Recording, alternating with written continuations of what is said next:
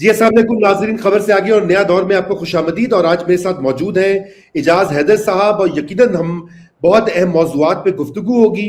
آج سب سے پہلے تو ہم بات کریں گے جو ہمارے وزیر داخلہ وزیر با تدبیر کی ایک سٹیٹمنٹ اور تقریر جس نے پاکستان میں اسپیکولیشن کا ایک پینڈوراس باکس کھول دیا ہے، جس میں انہوں نے دعویٰ کیا موٹی بات یہ کہ جی یہ سسٹم کولیپس ہو چکا ہے، اور اس سسٹم کا حصہ وہ خود بھی ہیں. تو اگر سسٹم کولیپس ہوا ہے تو یقیناً ان کا بھی اس میں ذمہ داری بنتی ہے. اس کے اوپر کچھ بات کریں گے. پھر انہوں نے نئے انتظامی یونٹس کی بات کی، اور حکومتوں کی کارکردگی کے حوالے سے بات کی، جمہوریت کی انڈائریکٹلی انہوں نے بات کی. اس ساری گفتگو کا جو متن ہے اس کے اوپر بہت سے تبصرے آپ نے سنے ہوں گے. آج آپ ہماری بات سنیں گے. اس کے علاوہ ہم بات کریں گے کچھ مڈل ایسٹ کے حوالے سے، اور جہاں پر آپ سب جانتے ہیں کہ اس وقت ایران کی اور امریکہ کی جنگ کے بعد جو صورتحال اور منظرنامہ ابھر رہا ہے، اس میں امریکہ یقیناً وہاں سے اس خطے سے کچھ وڈرا کر رہا ہے. عراق سے بھی، کویت سے بھی وہ باقاعدہ اعلانات ہوئے ہیں کہ یہ جو پرانی ان کی بیسس تھی امریکیوں کی، وہاں سے وہ بتدریج اپنی پریزنس کو کم کریں گے. کیوں کر رہے ہیں اور ایسا کیوں ہو رہا ہے، اس کے کیا اثرات ہوں گے، اس کے اوپر بھی بات ہوگی. اور کچھ اور ایک دو موضوعات ہیں، لیکن سب سے پہلے ہم سٹارٹ کرتے ہیں ہماری جو ڈومیسٹک صورتحال ہے. اعجاز صاحب سے تبصرہ لیں گے اور اس کے بعد پھر آگے بڑھیں گے. جی اعجاز. شکریہ رضا. دیکھیں یہ جو آپ جملہ معترضہ آپ نے کہا نا وزیر با تدبیر کے حوالے سے، دیکھیے بات یہ ہے کہ محسن نقوی صاحب ہمارے پرانے دوست بھی ہیں. وہ کوئی فلسفی نہیں ہے کہ ان کو یکایک ایک دن خیال آیا کہ گورننس کے حوالے سے اور ان پیچیدہ معاملات کے حوالے سے انہوں نے ایک فورم پہ جا کے اپنے خیالات کا اظہار کرنا. ان کو کہا گیا کہ آپ ان خیالات کا اظہار کریں، اور اس کو وہی جو خیالات تھے اس کو گزشتہ روز انٹر سروس پبلک ریلیشنز کے جو ڈی جی ہیں انہوں نے اپنی پریس بریفنگ میں انہی خیالات کا دوبارہ اظہار کیا. تو اس کا مطلب یہ ہوا کہ اس کے بارے میں جہاں پہ قوت کا اصل ارتکاز ہے وہاں پر اس کے بارے میں گفتگو ہو رہی ہے. اچھا، اب یہ جو بات ہے کہ نظام جو ہے وہ بیٹھ گیا ہے، اور یہ کہ نظام کو درست کیے بغیر آپ آگے نہیں چل سکتے، اس میں تو کوئی شک کی بات ہے نہیں. یعنی یہ باتیں بالکل درست ہیں، وہ خواہ نقوی صاحب نے کی ہوں خواہ جنرل چودھری نے کی ہوں. یہاں تک تو ہمارا اتفاق رائے ہے. اب سوال یہ پیدا ہوتا ہے کہ یہ جو پاکستان کی سیاست یا سیاسی معاشیات کا جو بنیادی ڈھانچہ ہے، اس کے مفلوج ہونے کی وجہ کیا ہے؟ دیکھیں، اگر آپ آئینی طور پر اقتدار کی تقسیم کو نظر انداز کر کے حکمرانی کو محض ایک انتظامی یا بلدیاتی مشق کے طور پہ پیش کرنا چاہتے ہیں تو پھر تو یہ بات درست ہے. مسئلہ یہ ہے کہ ایسا ہو نہیں سکتا. اب اس میں دلچسپ بات یہ ہے کہ یہ ساری بات آ رہی ہے عسکری قیادت کی طرف سے، اور عسکری قیادت کا یہ کہنا کہ گورننس جو ہے وہ قومی سلامتی کے لیے ناگزیر ہے، یہ بھی بات بالکل درست ہے. لیکن ان کا یہ کہنا کہ اس کا جو مین سٹیک ہولڈر ہے، جو سینٹرل سٹیک ہولڈر ہے، وہ فوج ہے، اس سے میں اختلاف کرتا ہوں. یعنی فوج بالکل ایک سٹیک ہولڈر ہے، لیکن بنیادی سٹیک ہولڈر نہیں ہے. بنیادی سٹیک ہولڈر جو ہے وہ اس ملک کا شہری ہے. اور وہ شہری کیوں ہے سٹیک ہولڈر بنیادی؟ بالکل 100%. کیونکہ ریاست کی بنیادی تعریف کیا ہے؟ ریاست کا اور شہری کا آپس میں ایک کمپیکٹ ہوتا ہے. بالکل جس کے اندر ریاست یہ کہتی ہے کہ ہم تمہاری جان مال عزت ان تمام چیزوں کی ذمہ داری ہمارے پاس ہے، اس لیے تم نے بندوق نہیں اٹھانی، تم نے آپس میں شہریوں نے لڑائی جھگڑا نہیں کرنا۔ اب ریاست جو ہے ان معاملات کو اپنے ہاتھ میں لے گی۔ اسی لیے آپ کو معلوم ہے مجھ سے کہیں بہتر کہ فوجداری مقدمات جو ہیں، دیوانی مقدمات جو ہیں، وہ زید ورسز بکر ہوتا ہے، لیکن فوجداری مقدمات جو ہیں وہ زید ورسز ریاست ہوتا ہے، کیونکہ اگر زید نے کسی کے خلاف کوئی جو ہے وہ فوجداری جرم کیا ہے تو اس نے اصل میں اس کمپیکٹ کو جو ہے وہ سٹرائک کیا ہے جو ریاست اور شہری کے درمیان ہے۔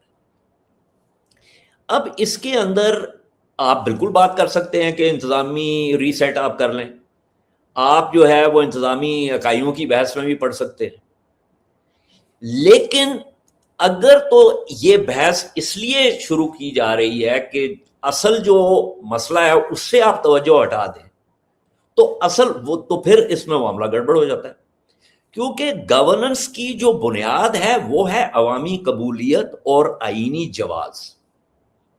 جی ہاں، یہ ایک سیاسی مسئلہ ہے، یہ صرف کوئی انتظامی کارکردگی کا کوئی تکنیکی مسئلہ نہیں ہے۔ صحیح، ٹھیک ہے، اچھا اب اس میں بنیادی خامی کیا ہے؟ اگر آپ عوامی نمائندگی کے خاتمے کی بات کرتے ہیں تو گورننس کا سب سے اہم ستون یہ ہے کہ آزاد عوامی ادارے جو ہیں ان کے ذریعے عوام کی اصل مرضی جھلکتی ہو۔ وہ کسی بھی نظام میں مکمل طور پہ نہیں آ سکتی، وہ ایک علیحدہ بحث ہے، لیکن مختلف طریقوں سے پروپورشنل ریپرزنٹیشن ہو، فرسٹ پاس دا پوسٹ ہو، مختلف طریقوں سے آپ کوشش کرتے ہیں کہ جس حد تک جو ہے اصل مرضی آ سکتی ہو، جھلک سکتی ہو اس حد تک۔ اسی لیے آپ نے ایک وفاق کی سطح رکھی ہے، ایک صوبے کی سطح رکھی ہے، اور ایک بلدیاتی لوکل گورنمنٹ کی سطح رکھی ہے جو کہ سب سے زیادہ، جسے آپ پارٹیسپیٹری ڈیموکریسی کہتے ہیں، اس کا سب سے زیادہ اظہار جو ہے وہ لوکل گورنمنٹ پہ ہوتا ہے۔ اب حقیقت یہ ہے کہ جب سیکیورٹی کا نظام جو ہے وہ سیاسی جوڑ توڑ میں بنیادی حصہ دار بن جائے تو سیاسی جماعتوں کا عوام سے جو قدرتی تعلق ہوتا ہے وہ ختم ہو جاتا ہے۔ اس کا مطلب یہ ہوا کہ عوامی نمائندگی منتخب ہونے کی بجائے مینج کر رہے ہیں آپ اس کو۔ تو اگر کسی بھی انتظامی اکائی کی قیادت کے پاس حقیقی عوامی مینڈیٹ نہیں ہے تو آپ جتنی مرضی انتظامی تبدیلیاں کر لیں، آپ اچھی گورننس فراہم ہی نہیں کر سکتے۔ پھر آ جائیں دوسرے نقطے کی طرف، جس کا تعلق ہے قانون کی، آئین کی بالادستی اور عدلیہ کی کمزوری۔ اب آپ جب تک آپ کے پاس ایک آزاد عدلیہ نہیں ہوگی یا ایک ایسا غیر جانبدار قانونی نظام نہیں ہوگا جو سب پر برابر لاگو ہو، تو پھر یہ عدم توازن جو ہے یہ کیا کرے گا؟ یہ عدلیہ کو شدید دباؤ میں رکھے گا۔ اب اس میں ہم نے ماضی میں دیکھا ہے جی نظریہ ضرورت اور فلانی چیزیں ہیں، اور موجودہ دور میں ہم نے کئی غیر آئینی اقدامات ہیں جن کو قانونی جواز دینے کے فیصلے سامنے آئے ہیں۔ تو جب عدالتوں کو پر دباؤ ہوگا اور ان کو سیاسی مقاصد کے لیے استعمال کیا جائے گا تو پھر قانون کی بالادستی نہیں ہوگی، پھر قانون کے ذریعے حکمرانی ہوگی، یعنی رول آف لا نہیں ہوگا، رول بائی لا ہوگا۔ تو جہاں قانونی اوزار جو ہے وہ شہریوں کے تحفظ یا وہ جو آپ کا آئینی کمپیکٹ ہے اس کے تحفظ کی بجائے سیاسی مخالفین کو دبانے کے لیے استعمال ہوگا، یا عدلیہ کو دبانے کے لیے استعمال ہوگا، یا شفافیت اور آزاد میڈیا پر پابندیاں لگانے کے لیے استعمال ہوگا، تو پھر یہ ریسیٹ جو ہے آپ جتنا مرضی کر لیں اس کا کوئی خاطر خواہ نتیجہ برآمد نہیں ہوگا۔ ٹھیک،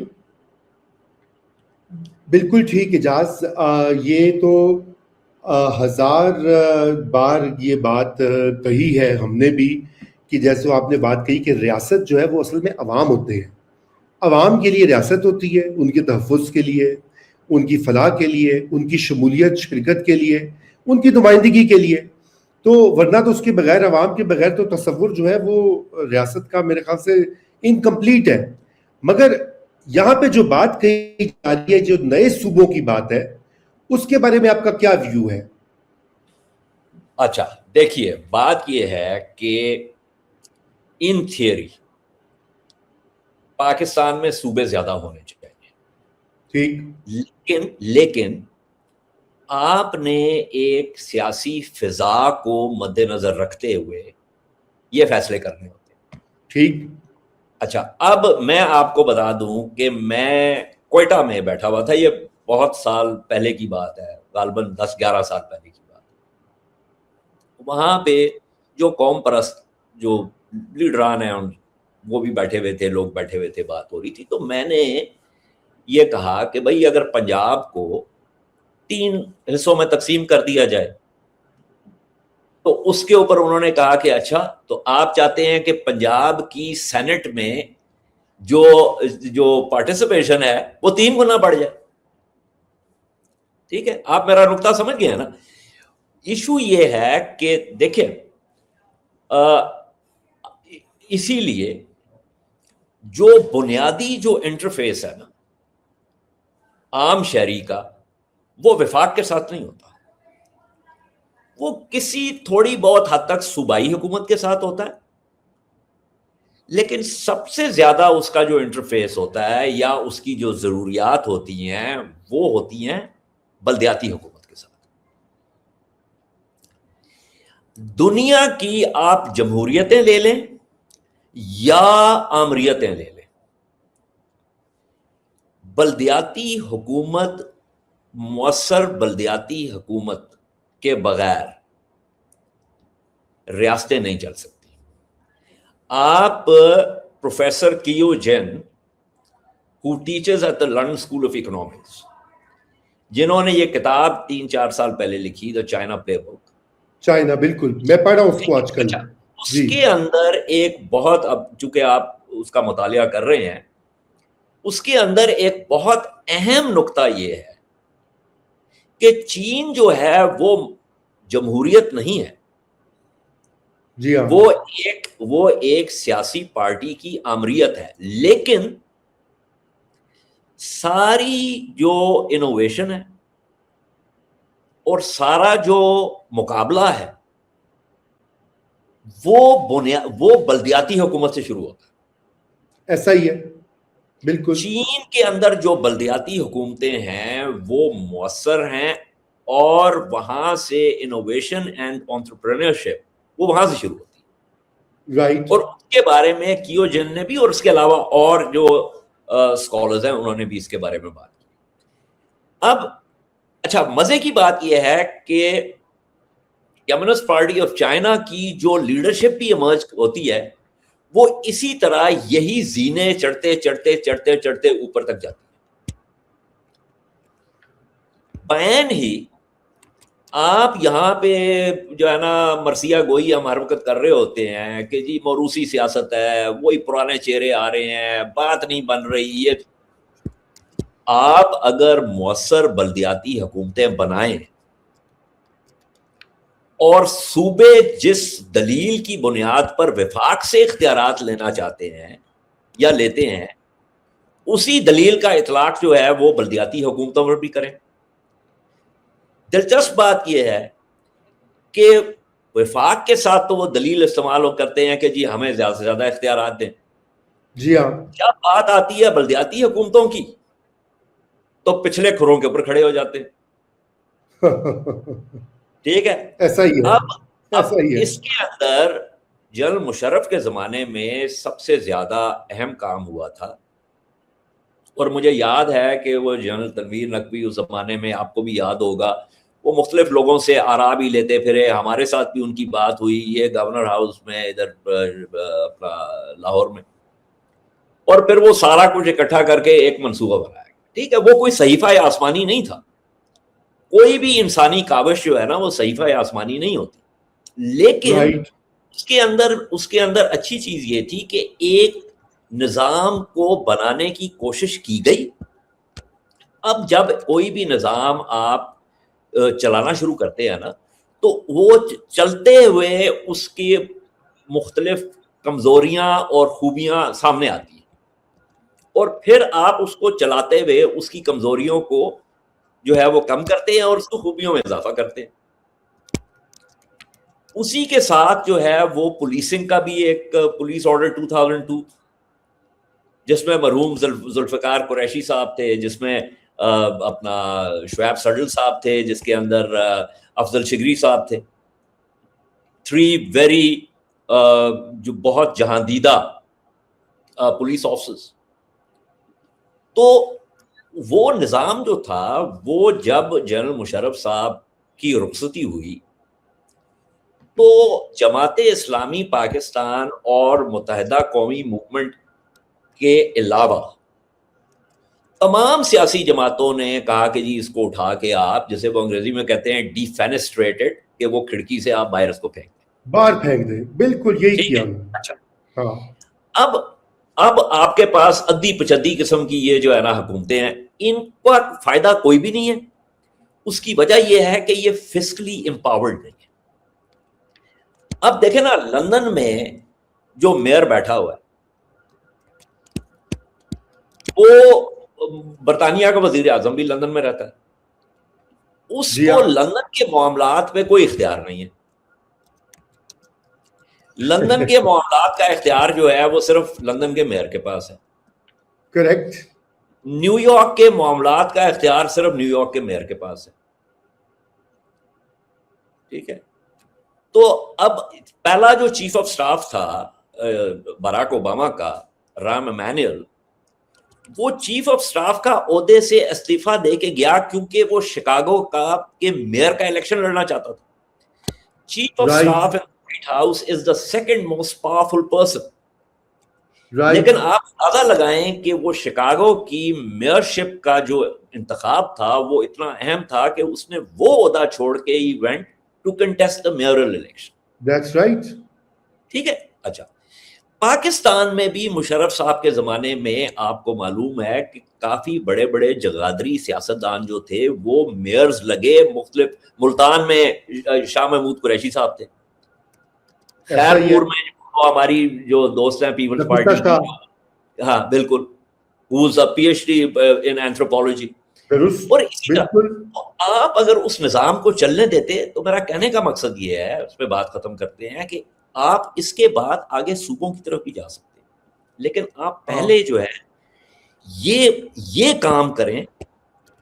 اچھا، پھر مشرف صاحب کے دور حکومت میں ہی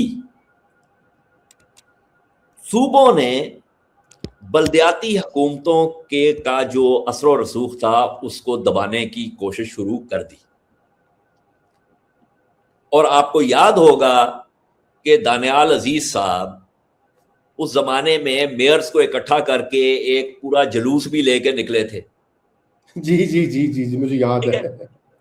تو مشرف صاحب کے دور حکومت میں ہی یہ جو تجربہ کیا گیا تھا، اس کا بیڑا غرق کرنے کی کوششیں شروع ہو چکی تھی، اور جب وہ رخصت ہوئے تو سیاسی جماعتوں نے اس کو اٹھا کے کھڑکی سے باہر پھینک دیا۔ کریکٹ۔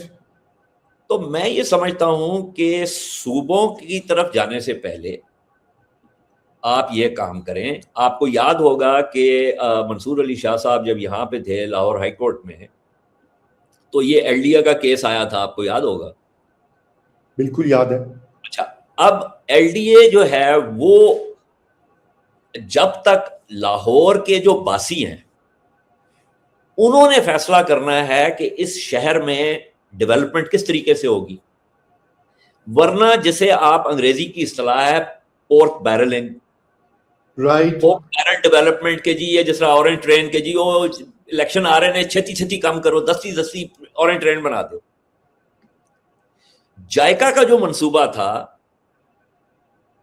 اس کا پبلک ٹرانسپورٹ کا، اس کو چھوڑ دیا کہ وہ پرویز الہی کے زمانے میں تھا، وہ نہ آنے کا پرویز الہی تھا، اس کو نیچے کر دیا، اور یہ جو ہے نا بنا۔ ہمارے پاس وقت نہیں ہے، ورنہ آپ کسی بھی ٹرانسپورٹ کے اربن ٹرانسپورٹ کے ماہر کو بلائیں، ان سے پوچھیں، وہ آپ کو بتائے گا کہ اس کا بھائی یہ نہیں میں کہہ رہا کہ لوگ سفر نہیں کرتے ہیں، لیکن جو نیٹ ورکنگ ہوتی ہے پبلک ٹرانسپورٹ کی وہ نہیں ہو سکتی. میں ایک زمانے میں ایک پروجیکٹ کر رہا تھا تو I used to almost live in Berlin.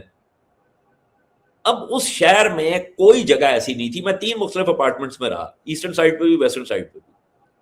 کوئی ایسی جگہ نہیں تھی کہ جو کہ which was more than a 10-minute walk either to a tram on the eastern side or to a bus or to the S-Bahn or to the U-Bahn. وہ ہوتی ہے پبلک ٹرانسپورٹ رائٹ. نیٹورک. اور یہ چیزیں ہوتی ہیں یہ local governments کرتی ہیں، یہ فیڈرل گورنمنٹ کا کام نہیں ہے، یہ پروونشل گورنمنٹ کا بھی کام نہیں ہے. اب آپ جا کے دیکھیں، آپ آج کل لاہور میں ہیں، ذرا جا کے دیکھیں برکی روڈ کا کیا حال ہوا ہے. بالکل. اور اس کے اوپر رپورٹنگ بھی ہو رہی ہے، وہ ساری سڑک جو ہے نا پوری اکھاڑ کے پھینک دی ہوئی ہے، اور وہ پائپ بھی ڈال دی ہے. ایل ڈی اے کے پاس پیسے ہی نہیں ہے اس کو درست کرنے کے لیے. اب اگر یہ بلدیاتی حکومت ہوتی، اور ٹاؤن ہال کا نام ٹاؤن ہال کیوں رکھا جاتا ہے، اور انگلش میں ٹاؤن ہال کا لفظ کیوں اصطلاح کیوں استعمال ہوتی ہے ٹاؤن ہال میٹنگ؟ کیونکہ شہری وہاں پہ موجود ہوتا ہے. تو اگر محسن نقوی صاحب نے یا جس طرح D G I S P R نے کہا کہ جی ہمیں ریسیٹ کرنا ہے، تو پھر ریسیٹ کرنے کے لیے بہت ساری چیزوں کی ضرورت ہے. اس کے لیے پھر آپ کو حکومت کی جائزیت کی ضرورت ہے، انتخابات کی شفافیت کی ضرورت ہے، عدلیہ کی آزادی کی ضرورت ہے، میڈیا کی آزادی کی ضرورت ہے، شہری کے اختیار کی ضرورت ہے. ٹھیک. اور جو سول اور ملٹری کا جو غیر متوازن تعلقات جو ہیں، جو کہ ایک شاخسانہ ہیں گزشتہ 75-70 سال کا اس ملک میں، ان کی درستگی کی ضرورت. تو صحیح. اگر آپ نے وہ کام نہیں کرنا اور پھر یہ کہنا ہے کہ کسی طریقے سے گورننس ٹھیک ہو جائے، تو ایسا ممکن نہیں ہے.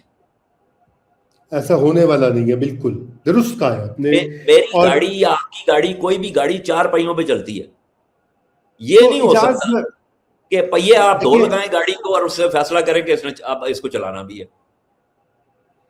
دیکھیں اجاز، بات یہ کہ اس پوری ڈیبیٹ میں ایک جو آپ نقطے بیان کر رہے ہیں، اور یقیناً اس کے اوپر آپ کو پتا کہ بہت بات بھی ہوتی ہے، کم از کم سول سوسائٹی تو ہر وقت یہ یاد دہانی کرواتی ہے کہ بھی لوکل گورنمنٹس کا. لیکن آپ دیکھیں کہ یہ سارے جو پولیٹیکل پارٹیز ہیں، all of them, none of them، سب کے منشور میں لوکل گورنمنٹ کا نظام، اختیارات کو منتقل کرنا، وسائل کو منتقل کرنا، justice at door step, service delivery, سارے معاملات ہیں. لیکن کوئی بھی اس کے اوپر بات نہیں کر رہا. حتیٰ کہ محسن نقوی صاحب نے بھی صوبوں کی یونٹس کی بات کی. یہ انہوں نے بات کی کہ بھئی لوکل گورنمنٹ نہیں ہے تو نظام کولیپس کر رہا ہے. اور میں سمجھتا ہوں کہ میں آپ کو بتا رہا ہوں نا، میں کوئی افلاطونی بات نہیں کر رہا، نہ ہی کوئی میں پہیہ ایجاد کر رہا ہوں. ٹھیک ہے، بیسٹ پریکٹسز ہوتی ہیں نا دنیا میں، ان بیسٹ پریکٹسز کو آپ دیکھ لیں. اور صوبوں کو لیٹ می کلیریفائی، میں یہ سمجھتا ہوں کہ صوبوں کو بھی انتظامی بنیاد کے اوپر پاکستان میں زیادہ صوبے ہونے چاہیے، اس میں کوئی شک کی بات نہیں ہے. میں نے آج سے پتہ نہیں کوئی 25 سال پہلے فرائیڈے ٹائمز میں یہ مضمون بھی لکھا تھا. لیکن میں یہ کہہ رہا ہوں کہ چونکہ دیکھیں، اگر آپ فوج کی اصطلاح استعمال کریں نا، تو کوئی بھی آپ آپریشن کرتے ہیں نا، تو آپ نے دیکھنا یہ ہے کہ اس کے لیے جو فضا ہے وہ سازگار ہے یا نہیں. Is the environment conducive for that operation؟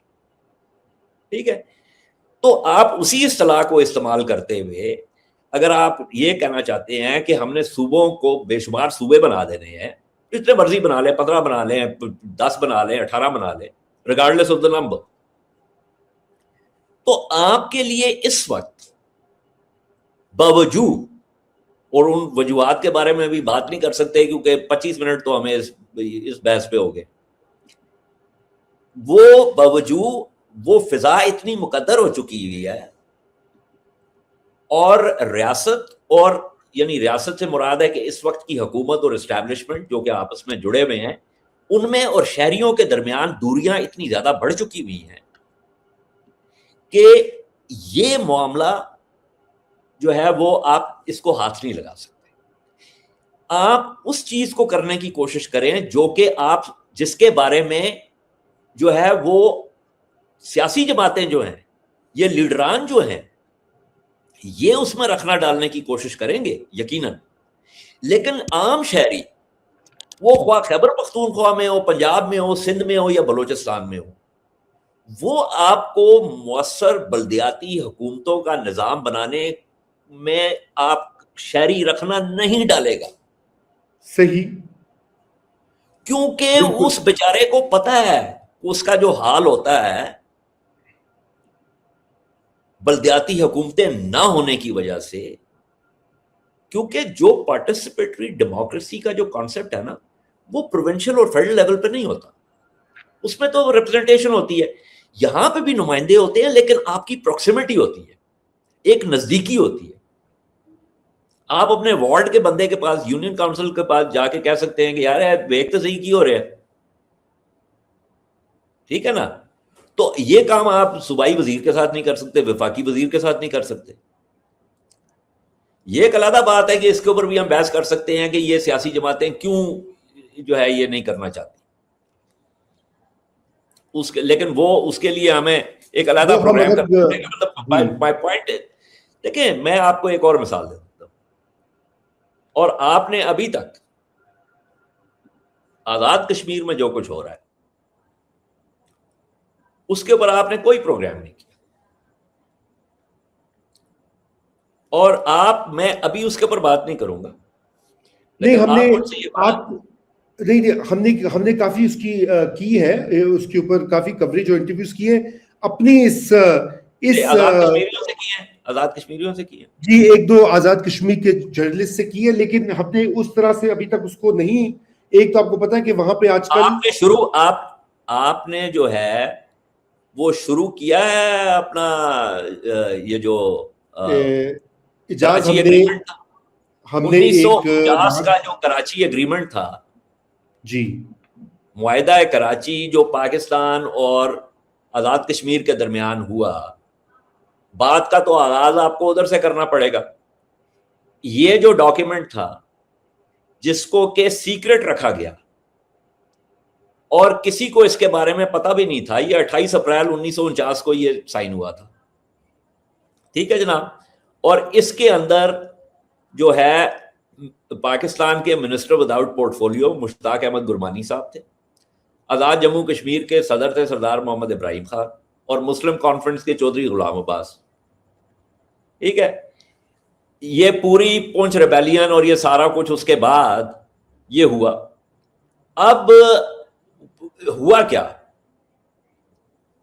یہ 1992-93 میں آزاد کشمیر کی ہائی کورٹ کے سامنے ایک لیگل پٹیشن آئی کہ جی گلگت بلتستان کی گورننس کے بارے میں. وہاں سے یہ ذکر نکل آیا اس کا. وہ اپنا ہائی کورٹ نے کہا جناب یہ ذرا لا کے تو دکھائیں, ہمیں تو پتہ ہی نہیں اس کے بارے میں. تو وہاں سے اس کا 8واں نقطہ تھا, ایک لائن ہے وہ کہ ڈائریکٹ ایڈمنسٹریٹو کنٹرول جو ہے گلگت بلتستان کا وہ آزاد جموں کشمیر سے نکال کے گورنمنٹ آف پاکستان کو دے دیا گیا, جو آج بھی ایک شاخسانہ بنا ہوا ہے. اب اس کے آگے پھر آپ میرے ساتھ پروگرام کریں, میں آپ کو سٹیپ بائی سٹیپ لے کے جاؤں گا. اور پھر کیا ہے کہ یہ کہہ دینا, مثلا طلال چودھری صاحب نے آگے کہا جی وہ M4 برآمد ہوئی ہے, AK-47 برآمد ہوئی. کون سی M4 کون سی AK-47 بھائی؟ اجاز آزاد جموں کشمیر, سنیں میری بات سنیں, میں اس علاقے کا رہنے والا ہوں, ٹھیک ہے, میں اس علاقے کا باسی. آزاد کشمیر فوج میں چونکہ پنجاب کی سب سے زیادہ تعداد ہے تو اس لیے آبویسلی سب سے زیادہ تعداد تو فوج میں پنجاب سے ہوگی. اس کے بعد خیبر پختونخوا اور آزاد کشمیر روایتی طور پر اور relative to their population size ان کی ریپرزنٹیشن فوج میں کہیں زیادہ تھی. 1971 کی جنگ تک, 1947-48 سے شروع ہو کے 1971 کی جنگ تک AKRF ہوتی تھی, آزاد کشمیر ریگولر فورسز. اور 1971 کی جنگ میں 2 پلٹنیں AKRF کی, 1st بٹالین, 1st AK اور 9 AK. 9 AK لیپا ویلی میں اور 1 AK سمانی بڑو میں. یہ وہ 2 پلٹنیں تھیں جنہوں نے پاکستان کی جو اپنی ہم عزت تو گنوا چکے ہوئے تھے مشرقی پاکستان, جنہوں نے بھارت تو اس وقت ہوا کے گھوڑے پر سوار تھا نا, تو لیپا میں 9 AK کا آپریشن, سمانی بڑو میں 1 AK کا آپریشن, جس کے بعد in recognition AKRF was subsumed as AK regiment of Pakistan Army. ٹھیک ہے. اینڈ ڈونٹ ٹرسٹ می, آپ کے بہت سارے جاننے والے ہوں گے فوج میں, ذرا ان سے جا کے پوچھ لیں کہ AK ریجمنٹس کی performance in every professional at every professional level وہ کیا رہی. بالکل. تو کہنے میں اور بھی بہت سی بات کر سکتا ہوں, بٹ نہیں, لیکن میں آپ کو ایک بات, my father, اللہ ان کی مغفرت کرے, ٹھیک ہے, he was an AK regiment officer. right. ٹھیک ہے. اور my تایا, he was in the AK regiment. اور اسپورٹس ہوں,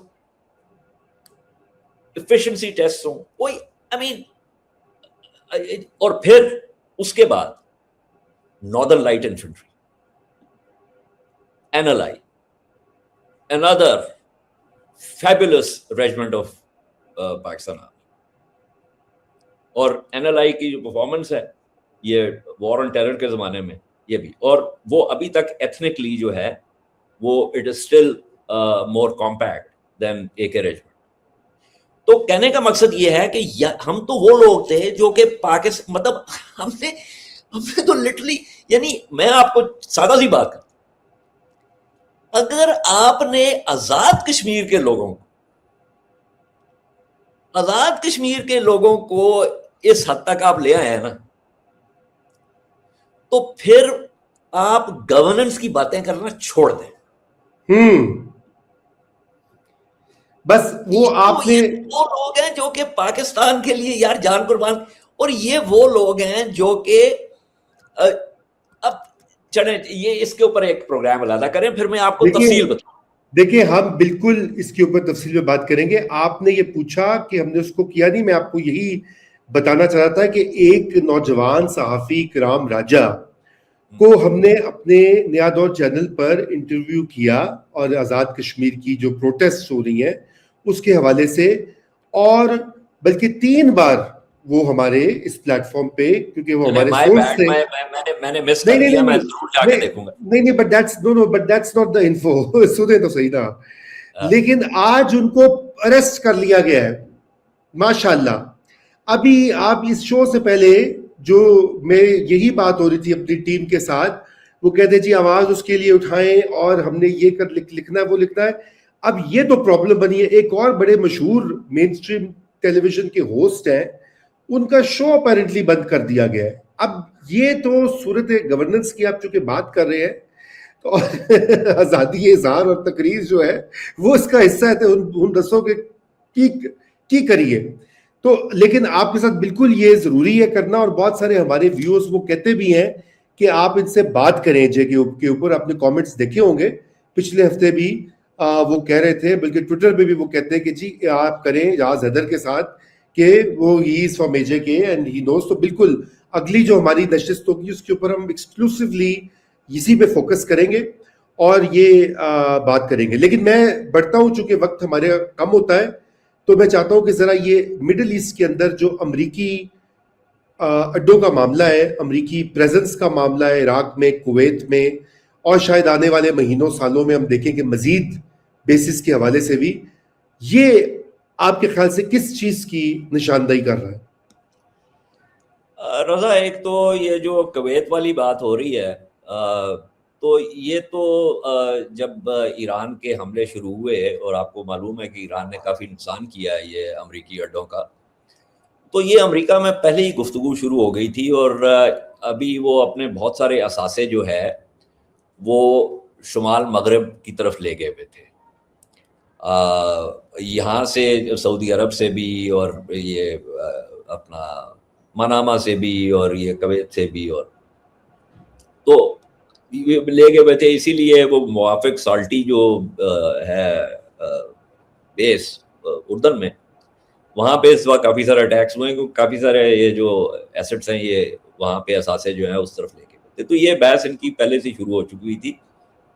انہوں نے اپنے بہت سارے لوگوں کو اڈوں سے نکال بھی دیا تھا، اور وہ جو ہوٹلز وغیرہ پر اٹیک ہوئے تھے وہ پرائمریلی اسی لیے ہوئے تھے کہ یہ انہوں نے وہاں پہ ان کو ڈالا ہوا تھا۔ بہت ساروں کو یہاں سے اٹھا کے ریمشٹائن جو ہے، جو سب سے بڑا جو بیس ہے جرمنی میں، وہاں پہ لے گئے ہوئے تھے۔ تو ایک تو یہ کویت کے حوالے سے جو عراق کا معاملہ ہے، عراق میں تو ان کا جو فیزڈ جو وڈرال تھا وہ آلریڈی شروع ہو چکا ہوا تھا، اور جو غیر کرد علاقے ہیں اس میں سے اب یہ مکمل جو انخلاء ہے وہ 30 ستمبر کو جو ہے یہ ختم ہوگا، تو اب یہ کردش علاقوں سے بھی جو ہے یہ نکال رہے ہیں۔ لیکن دیکھیں میں آپ کو بتاؤں، یہ جو فوجیں نکالنے کا، انخلاء کا جو معاملہ ہے نا، یہ تو اپنی جگہ پہ اہم ہے، اس میں کوئی شک کی بات نہیں ہے۔ اس کا مطلب ہے کہ ایران کے حملوں کا ایک خاطر خواہ اثر تو ہوا ہے، لیکن جو اصل معاملہ ہے نا رضا، وہ ہے کہ ان ممالک کو کس طریقے سے شکنجے میں جکڑا ہوا ہے امریکہ نے۔ اب مثلا عراق سے انخلاء تو ہو جائے گا، لیکن عراق جو ہے وہ امریکہ کے شکنجے میں جکڑا ہوا ہے، کیونکہ 2003 میں جو انہوں نے سیکیورٹی مینڈیٹس دیے اس میں کیا تھا کہ عراق کی جو جتنی بھی تیل جو وہ بیچتا ہے، وہ سارے پیسے جو ہے وہ فیڈرل ریزرو بینک میں جاتے ہیں نیو یارک۔ ٹھیک ہے جی، اچھا وہ کیوں وہاں پہ جاتے ہیں؟ وہ اس لیے وہاں پہ جاتے ہیں کہ ایک تو مکمل جو ہے وہ ڈپینڈنس ہے نا U S dollar clearing systems کے اوپر، ٹھیک ہے۔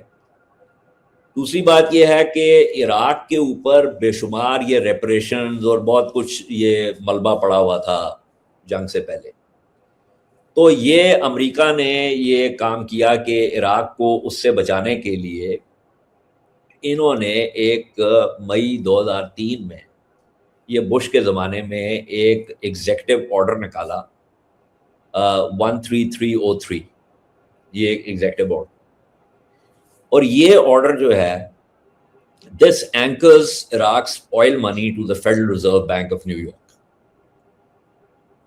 اور انفیکٹ یہ جب یہ سائن کیا گیا تو it declared a national emergency, اور وہ نیشنل ایمرجنسی کیا تھی کہ عراق کو آپ نے جو ہے وہ اسٹیبلائز کرنا ہے۔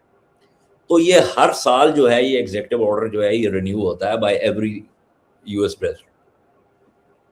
اب اس کے اندر ایک اور بھی بہت اہم چیز ہے، وہ یہ ہے کہ اس کے ذریعے امریکہ جو ہے وہ کیش جو ہے باضابطہ، یعنی وہ ہوتا یہ ہے کہ وہ پیسے ادھر جاتے ہیں اور پھر وہ فزیکل کرنسی نوٹس جو ہیں وہ جہازوں میں بھر کے بغداد آتے ہیں،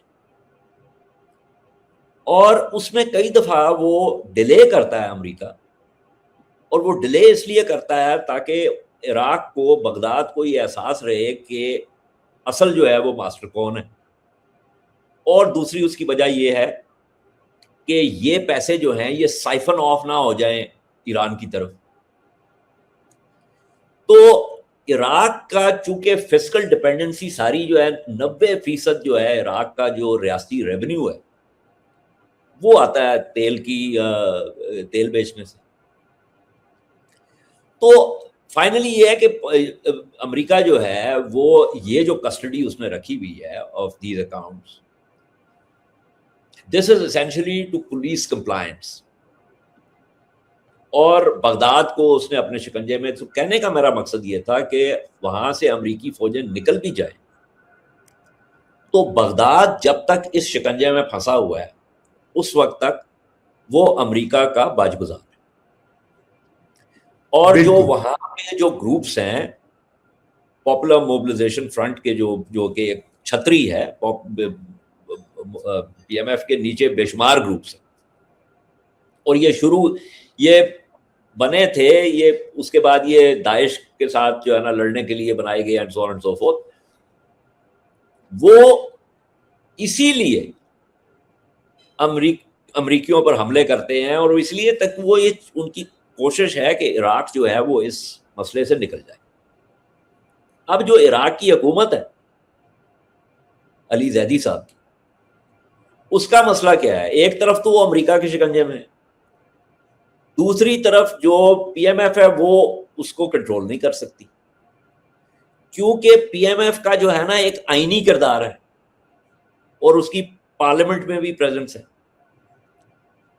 ٹھیک ہے، تو وہ امریکہ اور سعودی عرب اب حملے کر رہا ہے، تو وہ دونوں ہاتھیوں کی لڑائی میں جو ہے نا وہ بغداد کی حکومت جو ہے وہ گھاس کی طرح روندی جا رہی ہے.